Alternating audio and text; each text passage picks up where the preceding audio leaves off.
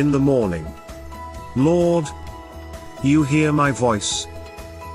In the morning, I lay my requests before you and wait expectantly. Welcome to Blessed Morning.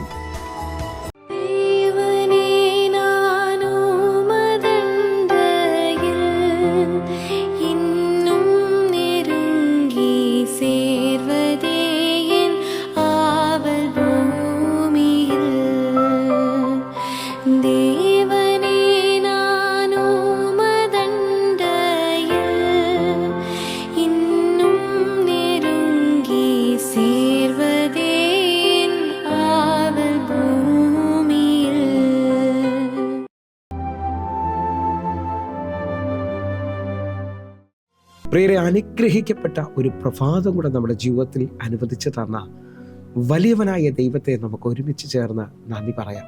എത്ര പേർ പറയും, ഞാൻ നിന്നതല്ല, എൻ്റെ ദൈവം എന്നെ നിർത്തിയതാണ്. ഒന്നുകൂടെ പറഞ്ഞു കഴിഞ്ഞാൽ 2026 ജൂലൈ മാസം 9-ാം തീയതി വരെയും എന്നെയും എൻ്റെ കുടുംബത്തെയും കണ്ണിലെ കൃഷ്ണമണി പോലെ സൂക്ഷിക്കുകയും വിടുവിക്കുകയും ചെയ്ത വലിയവനായ ദൈവത്തിന് നന്ദി പറഞ്ഞുകൊണ്ട് ഈ പ്രഭാത ചിന്തയിലേക്ക് നമുക്ക് ഒരുമിച്ച് ചേർന്ന് അടുത്തു വരാം. ശത്രു അറിയാത്ത ഒരു വഴി തുറക്കുന്ന ദൈവം. പ്രിയരെ, പ്രാരംഭ വാക്യത്തിലേക്ക് പുറപ്പാട് പുസ്തകം 14-ാം അധ്യായം അതിൻ്റെ 13-ാമത്തെ വാക്യം. അതിന് മോശ ജനത്തോട്, ഭയപ്പെടേണ്ട, ഉറച്ചു നിൽപ്പിൻ. യഹോവ ഇന്ന് നിങ്ങൾക്ക് വേണ്ടി ചെയ്യാനിരിക്കുന്ന രക്ഷ കണ്ടുകൊള്ളുവിൻ. നിങ്ങൾ ഇന്ന് കണ്ടിട്ടുള്ള മിസ്രൈമ്യരെ ഇനി ഒരു നാളും കാണുകയില്ല. പ്രിയരെ, പ്രഭാതത്തിൽ ദൈവം നമ്മോട് ഇടപെട്ട അനുഗ്രഹിക്കപ്പെട്ട വചനത്തിനായി നമുക്ക് ഒരുമിച്ച് ചേർന്ന് ദൈവത്തിന് നന്ദി പറയാം. എത്ര പേർ പറയും, എൻ്റെ ദൈവം എന്നോട് സംസാരിക്കുന്ന പകലാണത്. വിശ്വാസത്തോടെ നാം ചിന്തിച്ച ദൈവിക ചിന്ത എന്ന് പറയുന്നത് ശത്രു അറിയാത്ത ഒരു വഴി ദൈവം എനിക്കും നിങ്ങൾക്കും വേണ്ടി തുറക്കുമെന്നുള്ളതാണ്. ഈ പ്രഭാതത്തിൽ ശ്രദ്ധിച്ചു നോക്കിയേ, മോശ പറയുന്ന ആ വാക്യം ഭയങ്കര ബലമുള്ള വാക്യമാണ്. എന്നെ ശ്രദ്ധിക്കുന്നവരെ, ഈ വാക്യത്തിനകത്ത് താഴെ നോക്കിയേ. അതിന് മോശ, ഭയപ്പെടേണ്ട, ഉറച്ചു നിൽപ്പിൻ. യഹോവ നിങ്ങൾക്ക് വേണ്ടി ചെയ്യാനിരിക്കുന്ന രക്ഷയെ നിങ്ങൾ കണ്ടുകൊള്ളുക.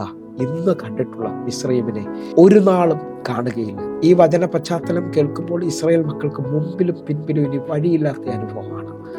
ആ അനുഭവത്തിനകത്ത് ഒരു ഭക്തൻ ഉറച്ചു നിന്ന് പറയുകയാണ്, നിങ്ങൾക്ക് വേണ്ടി യഹോവ ഇന്ന് ഇതുവരെയും കാണാത്തൊരു വഴി തുറക്കാൻ പോവുകയാണ്. ഉറച്ചു നിൽക്കാൻ പറയുകയാണ്.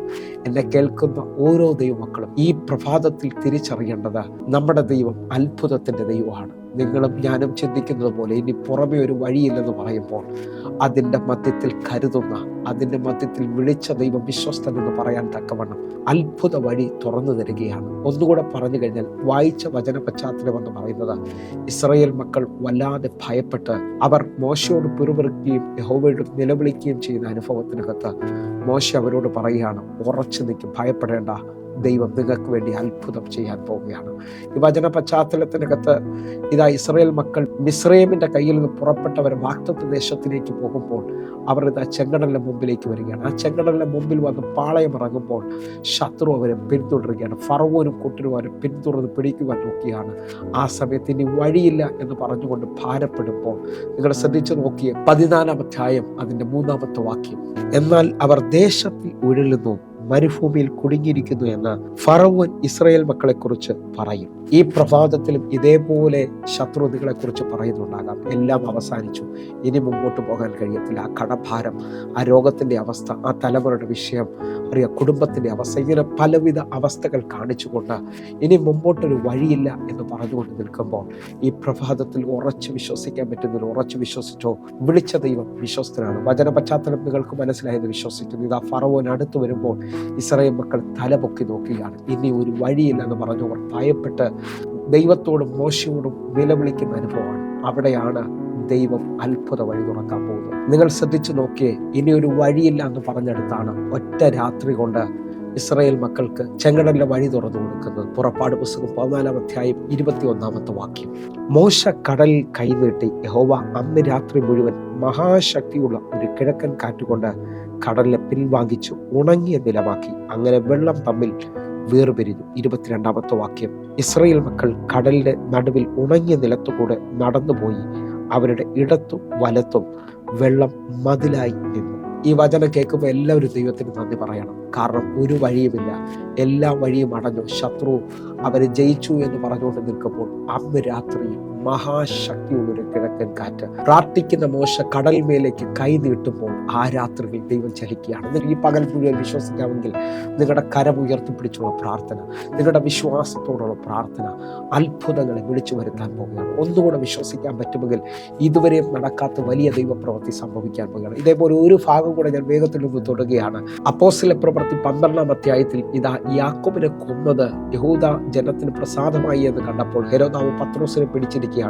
പത്രോസിനെ പിടിച്ച് കാരാഗ്രഹത്തിലാക്കി ആ രാത്രിയിൽ സഭ ശ്രദ്ധയോടെ പ്രാർത്ഥിക്കുകയാണ്. അപ്പോസ്തല പ്രവൃത്തി 12-ാം അധ്യായം അതിൻ്റെ 5-6 വാക്യങ്ങൾ. ഇങ്ങനെ പത്രോസിനെ തടവിൽ സൂക്ഷിച്ചു വരുമ്പോൾ സഭ ശ്രദ്ധയോടെ അവന് വേണ്ടി ദൈവത്തോട് പ്രാർത്ഥന കഴിച്ചു പോകുന്നു. 6-ാമത്തെ വാക്യം. ഹെരോദാവ് അവനെ ജനത്തിന്റെ മുമ്പിൽ നിർത്തുവാൻ ഭാവിച്ചതിന്റെ തലേ രാത്രിയിൽ പത്രോസ് 2 ചങ്ങലയാൽ ബന്ധിക്കപ്പെട്ടവനായി 2 പടയാളികളുടെ നടുവിൽ ഉറങ്ങുകയായിരുന്നു. വാതിലിന്റെ മുമ്പിൽ കാവൽക്കാർ കാരാഗ്രഹം കാത്തുകൊണ്ടിരുന്നു. നിങ്ങൾ ശ്രദ്ധിച്ചു നോക്കിയേ, സഭ ഒരു വശത്ത് വിശ്വാസത്തോടെ പ്രാർത്ഥിക്കുകയാണ്, ശ്രദ്ധയോടെ പ്രാർത്ഥിക്കുകയാണ്. ഹെരോദാവ് പ്ലാൻ ചെയ്തിരിക്കുകയാണ്, അടുത്ത ദിവസം ജനത്തിന്റെ മുമ്പിൽ ഇവനെ നിർത്തും. ഹെരോദാവ് ചിലത് ഉറപ്പിച്ചു വെച്ചേക്കുകയാണ്. കാരണം കാരാഗ്രഹം അതേപോലെ പൂട്ടി ഉറപ്പുവരുത്തിയിരിക്കുകയാണ്, പടയാളികളെ നിർത്തിയിട്ടുണ്ട്. പക്ഷേ ഞാൻ ആത്മാവിൽ വിശ്വസിച്ചുകൊണ്ട് പറയാം, അല്ലെങ്കിൽ പ്രാർത്ഥിക്കുന്നവന് വേണ്ടി ശത്രു കാണാത്തൊരു വഴി ദൈവം തുറക്കും. വാഗ്ദത്തമുള്ളവന് വേണ്ടി ശത്രു അറിയാത്തൊരു വഴി ദൈവം കരുതിയിട്ടുണ്ട്. നിങ്ങൾ വിശ്വസിക്കാൻ പറ്റുന്നവരാണെങ്കിൽ എൻ്റെ കൂടെ ഈ പ്രഭാതത്തിൽ വിശ്വസിച്ചുകൊണ്ട് പ്രാർത്ഥിക്കണം. 7-ാമത്തെ വാക്യം കൂടെ ഒന്ന് വായിച്ച് നമ്മൾ പ്രാർത്ഥിക്കാൻ പോവുകയാണ്. പെട്ടെന്ന് കർത്താവിൻ്റെ ദൂതൻ അവിടെ പ്രത്യക്ഷനായി അറയിൽ ഒരു വെളിച്ചം പ്രകാശിച്ചു. അവൻ പത്രോസിന്റെ വിലാപ്പുറത്ത് തട്ടി വേഗം എഴുന്നേൽക്കുക എന്ന് പറഞ്ഞു. അവനെ ഉണർത്തി. ഉടനെ അവന്റെ ചങ്ങല കയ്യിൽ നിന്ന് വീണുപോയി. നിങ്ങൾ ശ്രദ്ധിക്കാൻ പറ്റുമെങ്കിൽ ശ്രദ്ധിച്ചോ. ഉടനെ കർത്താവിന്റെ ദൂതൻ ആ കാരാഗ്രഹത്തിൽ ഇറങ്ങി. ഈ പ്രഭാതത്തിൽ ഞാൻ ആത്മാവിൽ കാണുന്ന ഒരു കാഴ്ച ഞാൻ പറയാം. നിങ്ങൾക്കിനി ഒരു വഴിയുമില്ല, എല്ലാം അവസാനിച്ചെന്ന് പറഞ്ഞാലും ദൈവദൂതന്മാർ നിങ്ങൾക്ക് വേണ്ടി ലോക്കുകളെ അഴിക്കുന്ന, പുത്തൻ വാതിലുകളെ തുറക്കുന്ന, ചില കുടുംബങ്ങളിൽ സന്തോഷം കൊണ്ടുവരാൻ കഴിയുന്ന ദൈവദൂതന്മാർ ഇന്ന് പകൽ ചലിക്കാൻ പോവുകയാണ്. ശത്രു കാണാത്ത ചില പുത്തൻ വഴികൾ, അറിയാം, മേജർ വിടുതലുകൾ നിങ്ങളുടെ ജീവിതത്തിൽ സംഭവിക്കാൻ പോകുന്നു. അങ്ങനെ വിശ്വസിക്കുന്ന ഒരു മുഴുവൻ എൻ്റെ കൂടെ ചേർന്നുകൊണ്ട് കണ്ണുകളടച്ച് പ്രഭാതത്തിൽ പ്രാർത്ഥിക്കാമോ? ഞങ്ങൾ ഒരുമിച്ച് ചേർന്ന് പ്രാർത്ഥിക്കുന്നപ്പ, ഞങ്ങൾ ചിന്തിച്ചതിനേക്കാൾ, ഞങ്ങൾ പ്രാർത്ഥിച്ചതിനേക്കാൾ വലിയൊരു വഴി ഇതാ ദൈവം ഞങ്ങൾക്ക് വേണ്ടി തുറക്കുകയാണ്. കാരണം അങ്ങ് വിശ്വസ്തനാണ്. വിളിച്ച ദൈവം വിശ്വസ്തനാകിയാൽ ഇപ്പോൾ ഞങ്ങൾക്ക് വേണ്ടിയുള്ള കരുതലുകൾ തുറന്നു വരികയാണല്ലോ അപ്പ. എന്നെ കാണുന്ന ഓരോ മക്കളെയും പ്രഭാതത്തിൽ ഞാൻ അനുഗ്രഹിക്കുന്നു. ഇവരുടെ ജീവിതത്തിൽ അവസാനിച്ചു, തീർന്നു എന്ന് പറഞ്ഞ ആ മേഖലകളിലെല്ലാം വലിയ വിടുതലുകളും വലിയ വാതിലുകളും തുറക്കാൻ പോവുകയാണ്. യേശുവിൻ്റെ നാമത്തിൽ ഞാൻ ഈ ജനത്തെ അനുഗ്രഹിക്കുന്നു. വലിയ ദൈവപ്രവർത്തികൾ സംഭവിക്കട്ടെ. കർത്താവ് ചെയ്തതിനായി നന്ദി. ആമേൻ, ആമേൻ, ആമേൻ. പ്രിയരെ, ഈ പ്രഭാത സന്ദേശം നിങ്ങൾക്ക് അനുഗ്രഹമായി ഞാൻ വിശ്വസിക്കുകയാണ്. എൻ്റെ കൂടെ ചേർന്നുകൊണ്ട് ഈ യൂട്യൂബ് ലിങ്കുകൾ നിങ്ങൾക്കറിയാവുന്ന ഒരാളിലേക്ക് കൂടെ നിങ്ങൾ ഷെയർ ചെയ്ത് കൊടുക്കണമെന്ന് ഓർപ്പിക്കുന്നു. നിങ്ങളുടെ ജീവിതത്തിനകത്ത് അനുഗ്രഹമാകുന്നത് പോലെ മറ്റുള്ളവർക്ക് നിങ്ങളൊരു അനുഗ്രഹമാകും. അതേപോലെ യൂട്യൂബ് ചാനൽ സബ്സ്ക്രൈബ് ചെയ്യാൻ മറക്കരുതെന്ന് ഓർപ്പിക്കുന്നു. അനേക സാക്ഷ്യങ്ങളും അനേകം മെസ്സേജുകളും ഇതിൻ്റെ നടുവിലുണ്ട്. നിങ്ങൾക്കും ഇതിനകത്തേക്ക് പങ്കുചേരാം. അതേപോലെ എല്ലാ ദിവസവും ഇന്ത്യൻ സമയം വൈകിട്ട് 6 മണിക്ക് നമുക്ക് സൂമിൽ ആരാധനയുണ്ട്. ഇപ്പോൾ തന്നെ പ്രയർ ലൈനിലേക്ക് വിളിച്ച് നിങ്ങൾ ആ സൂം ഐഡികൾ കളക്ട് ചെയ്യണമെന്ന് ഓർപ്പിക്കുന്നു. ആയിരങ്ങൾക്ക് അത് അനുഗ്രഹമായിട്ടുണ്ട്. നിങ്ങളെ ഞാൻ ക്ഷണിക്കുകയാണ്. അതേപോലെ തന്നെ കേരളത്തിൽ പലയിടങ്ങളിൽ നമുക്ക് ആരാധനയുണ്ട്. നിങ്ങൾ കടന്നു വരാൻ പറ്റുന്നവർ കടന്നു വരണമെന്ന് ഓർപ്പിക്കുന്നു. കർത്താവ് നിങ്ങളെ അധികത്തിൽ മാനിക്കട്ടെ. God bless you. ആമേൻ.